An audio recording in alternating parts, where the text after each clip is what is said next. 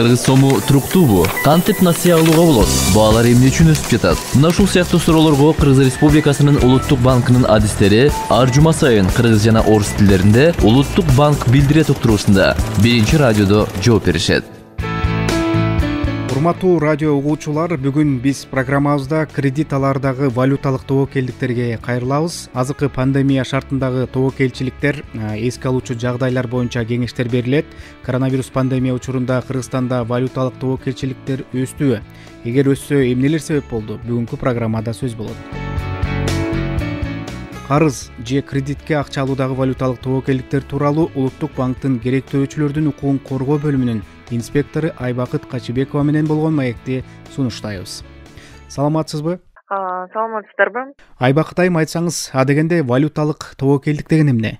Валюталык тобокелдик бул чет элдик валютаны сомго карата алмашуу курсу жагымсыз өзгөрүүлөргө байланыштуу жоготууга алып келүүчү тобокелдик болуп саналат да. Адатта карыз алуучулар үчүн бул чет өлкө валютасында насыя алганда автоматтык түрдө кредит боюнча төлөмдөр көбөйүп, анын негизинде кардарга төлөм боюнча терс таасирин тийгизет деген түшүндүрөт.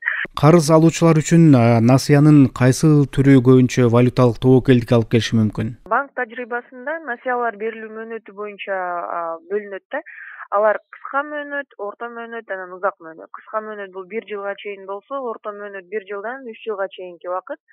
Ал эми узак мөөнөт бул 3 жылдан жогору болуп эсептелинет да. Кыргыз Республикасында узак мөөнөткө берилип жаткан кредиттердин көпчүлүгү негизинен ипотекалык кредит болгон да. Ал эми көпчүлүк ипотекалык насыялар АКШ доллары менен берилген. Бул убакка чейин ушуга байланыштуу эң чоң тобокелдик дал ушул узак мөөнөттүү кредит алганда жаралат да.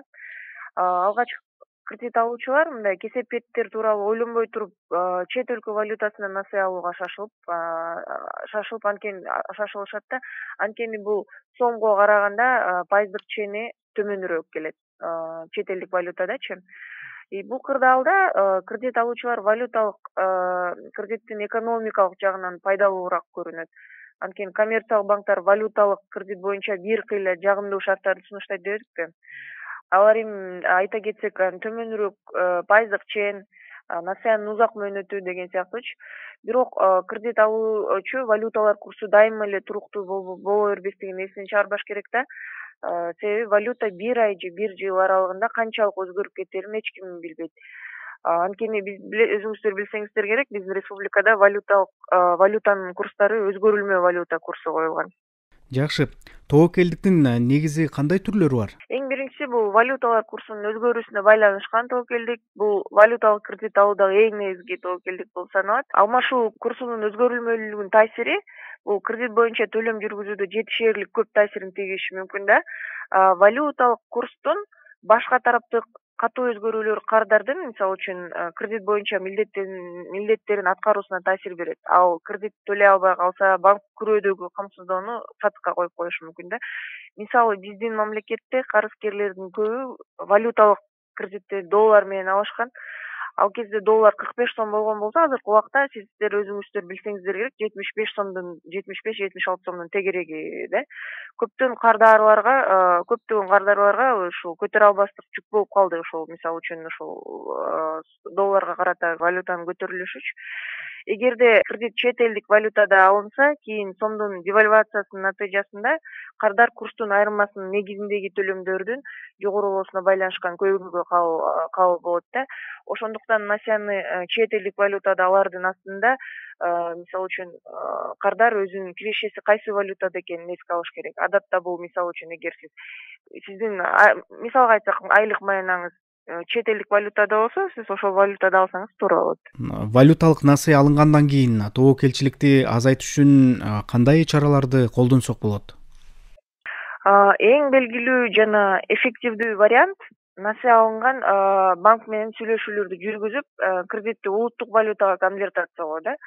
Мамлекеттеги туруксуз экономикалык кырдаалга жараша Кыргыз Республикасынын көптөгөн коммерциялык банктары валюталык кредиттерди конвертациялоонун варианттарын кароого азыркы убакта макул да. Албетте туура натыйжага жетиш үчүн кардарлар баарын терең талдап чыгыш керек. Анткени насыя улуттук валютага которулгандан кийин кредиттин пайызы албетте бул жогорулайт. Бирок кредитти соңку которулгандан кийин кардар мисалы үчүн валюталык курстун жогоруланышына байланышкан ашыкча төлөм жүргүзүү көйгөйүнөн арылат да. Ал эми валюталык насыялардын төлөнбөй калууга карата коркунучтарды төмөндөтүш үчүн улуттук банк тарабынан кандай иш-чаралар колдонулат? Улуттук банктын нормативдик документтерге оңдоо киргизилген. Улуттук банк тарабынан мисалы тактап айта кетсек, Кыргыз Республикасынын улуттук банкы лицензияланган коммерциялык банктарда жана башка финанс кредиттик ишканалардагы кредиттик коркунучтарды башкаруу боюнча минималдуу талаптар жобосу бар. Ошол редакциянын оңдоо киргизилип, банктар жеке жактарга ипотекалык жана керектөөчүлүк насыяларды чет элдик валютада бергенге тыюу салынган да. Бирок бул күбөлүктүн жана патенттин негизинде иштеген жактарга тиешеси жок кардарларгачы. Ошондой эле төлөмдөрдү келишимдеги валютада айырмаланган валюта менен индексациялоого тыюу салынган. Бул оңдоо дүйнөлүк рыноктун туруктуулук жок болгондуктан азыркы убакта актуалдуу да.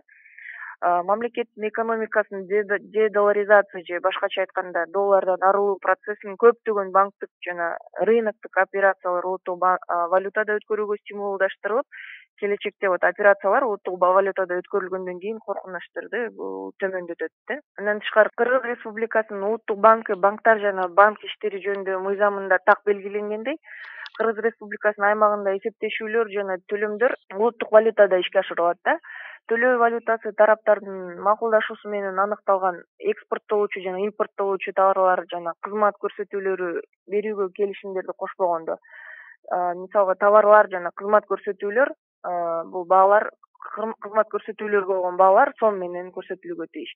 Мындан сырткары эсиңиздерде болсо керек, Кыргыз Республикасынын өкмөтү менен улуттук банктын биргеликте иштелип чыккан 2016-жылы 2016-жылы чыккан мыйзамы бар. Бул ипотекалык долларлык кредиттерди конвертациялоо боюнча буйрук бирге иштелип чыккан да.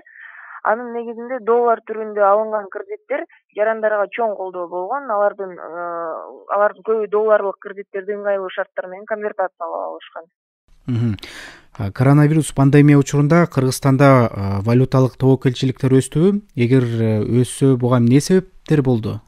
Кыргызстандагы доллардын кескин көтөрүлүшү бул мунайга болгон дүйнөлүк баанын төмөндөшүнө жана коронавирус пандемиясына байланыштуу да. Дүйнөдөгү кырдаалга байланыштуу биздин соода экономикалык көрсөткүчтөр төмөндөгөн. Анын ичинде мигранттардын которуулары 14% чейин төмөндөп кетти да. Көп жылдар бою өкмөт тарабынан ишкерлерге кредитти экономикалык иш-аракеттер жүргүзүлүп жаткан валютада алынышы керек экендиги эскертилип келген.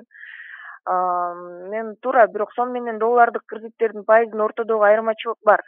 Бирок ишкерлер үчүн бул коркунучтуу тобокел да. Анан ал албетте мурдагы ипотекалык жана керектөөчү кредиттер чет өлкөлүк валюталарда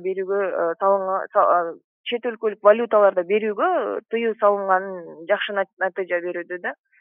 Мындан сырткары коронавируска байланыштуу киргизилген чектөөлөр доллар менен кредит алынган кардарлардын финансылык абалын салгындатты десек болот. Мисалы ала кетсек, азыркы учурда чет өлкөлүк валютада көбүнесе жеке ишкерлер кредит алышат да.